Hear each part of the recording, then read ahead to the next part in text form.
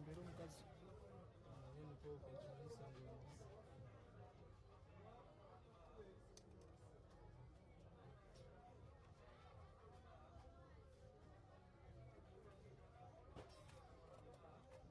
kati waliwo sente zijja kusingira akameseji nakafuna eyokubiri esooka nagifuna esawa aba kwasuli kugulu kwasuli abe received emitwalo ena from Stanbic Bank nfunye meseji era eyokubiri ekinamu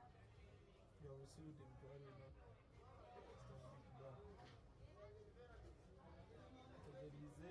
olina kuteekawo sente ate esimu takuteera ky'abantu baagala kukozesaawo nawe ensula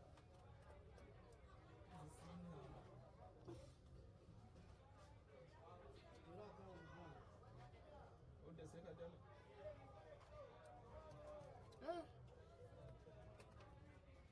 lwazo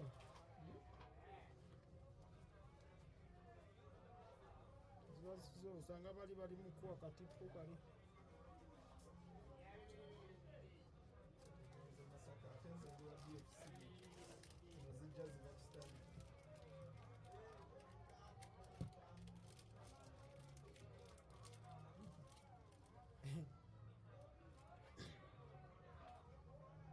izo meseji bbiri zigobereganya mashallah ziva ku akawunti yemu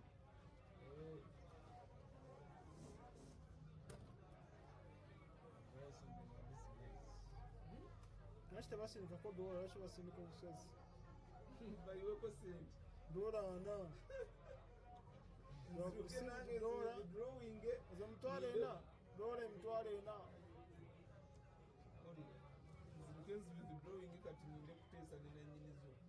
ne kati kino emitwalo eneena ani gwe bakebekereza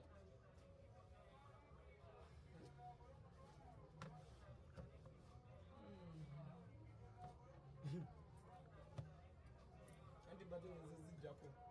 ozisikuma kunamba endala neŋamba osanga nanyinizaali mukola nsobi tebasobola kufurizinga layini yo lwa sente olwo lwa sente zigendako anti wali asobola gifurizinga twakuba bataddeko emitwalo ena bwali be balina okukubira abakoleki okitegedde kampuni bwe batasobola zirifasinga bwe balina okukubira abo bayambe zino ziva ku banka kati ziba zagenzeeko oba akawunti yange bali muziteekeyo kati ate gwe n'akawunti ya banka Stanbic ninayo akawunti gyewakitadde mutona bakuteekamu ya banka akawunti byonna nabiregisitaringa dda naye saaterekayo sente tona biteekamu mu simu sebo nayina ne nankani oteekamu simanyi nali nyina nankani wano mobile banking nasobola okuteerayo akasente wano ku simu yange nze njiina naye pini nagyerabira kati mba sikoseza ATM kati nagenda okuddayo okuteekayo okucekinga akawunti obangamba nti expired wati kiki enyambuke ku masajidi oliawo Dr. Kifuli Masekeni kimanyi gwe Kapote naye gonna amanya gabagabo Kifule Masekeni Kapote gonna gakufaanana Kapote yali mu firimu kimu yava mpozi Kapote tabeerangako mu firimu naawe kumajeshi erinnya kati nze nalaga firimu kati nkubula firimu mweryava ogenda oliwulire nkubuulire firimu gamba nti mbuulira firimu gye yavaamu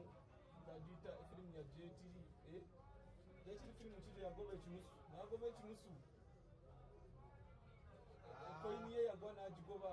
okitegedde oli mulabi wa firimu oziraba okitegedde firimu eyo bali bagitanta bodyguard si bodyguard eyo yali alina boosi we nga ye Kapote oyo Kapote oyo mumpi oyo Kapote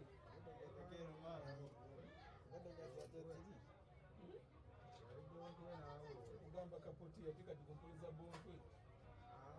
agamba Kapino ogamba Kapote yali Kapino Kapano naawe era bali bamuyita Kapino Kapano kankulaje olwogerako tolinabekambulagireko Oliwa byafaayo.